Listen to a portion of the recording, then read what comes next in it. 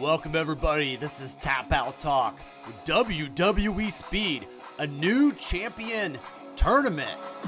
That's right, remember, speed matches are 3 minutes long, championship matches are going to be 5. We're going to get into some results, thoughts, and we will get into some spoilers for the next couple weeks. I'll give you a fair warning at the end. Let's get in. First up, we got match number 1, Tommaso Ciampa in another tournament. Number 1 contenders tournament. Is that all we're going to get from WWE Speed? Going against Ludwig Kaiser in this one. Tommaso Ciampa, Kaiser, the bell rings, the two lock up immediately. Kaiser pushing Ciampa to the corner and missing an elbow attempt as Ciampa reverses it into a chest chop. Kick to the midsection, another chest chop, and that combo once again for a final chop. Kaiser, kick to the midsection, followed by a headlock, running down the ropes, taking down Ciampa. Ciampa back up, and he gets Kaiser into a backslide for a 1 count.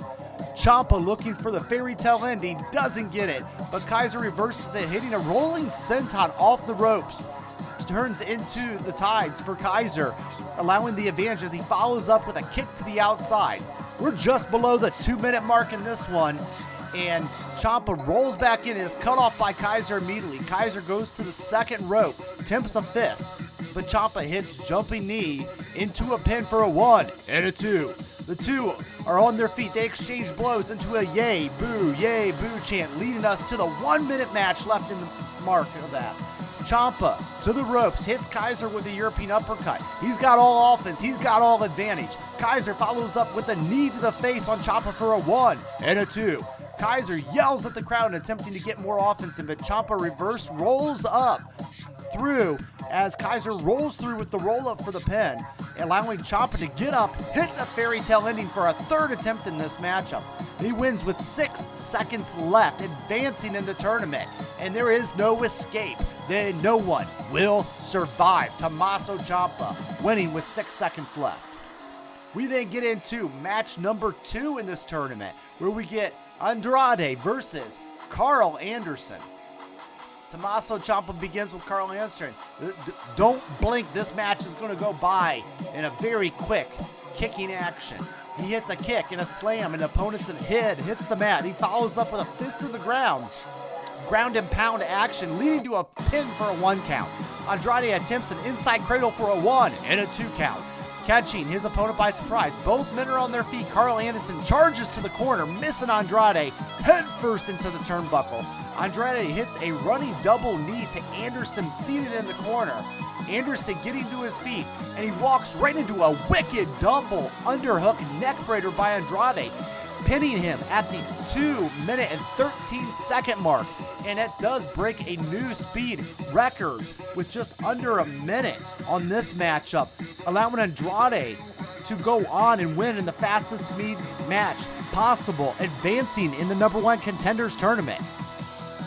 Gotta say, it's very interesting. So we are now looking at Andrade versus Tommaso Ciampa coming up in this tournament, and the winner with the rights to face Ricochet. We're going to get into some spoilers here in a minute, but I want to say, is this all we are going to get from WWE Speed? Is it just going to be number 1 contenders per tournaments, then a championship match, rinse, repeat? I have a creative idea that I feel will go a little bit stronger to add some variety into this one. Let's get into the final thoughts. And I will say, the final thoughts on this one. Where does Speed go in this situation? Well, the future format I've mentioned before. I would like to see other matches in here, such as gauntlet matches, defending the championship, etc. However, this result here could have ended in a triple threat match, in my opinion. We could have seen Andrade and Tommaso Ciampa battling next week into maybe a double count out, and we say, what happens then? Well, both men get a championship match, and we would get a first ever Speed triple threat championship defense by Ricochet. That's just my booking on this and my final thought. Now, let's get into some spoilers on the next couple weeks of Speed. So, if you do not want to know the next couple weeks' results, taped already on SmackDown, leave now. Thanks for stopping by. I appreciate each and every one of you. All right, did you go? If not, Thanks for staying.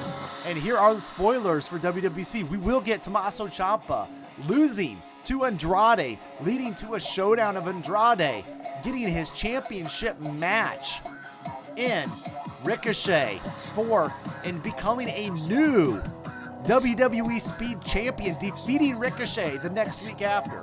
Ultimate leading to the second WWE Speed champion in the history of the title. That is going to be coming up. I can't wait to watch and see how that unfolds in the upcoming weeks. But what do you guys? Is it too soon to have a new champion as Andrade? Or should we have stayed with Ricochet, or should we have moved on? That's really what I want to know. Let me know in the comments down below. Thanks again, always. I'm going to head out. This has been WWE Speed on Tap Out Talk.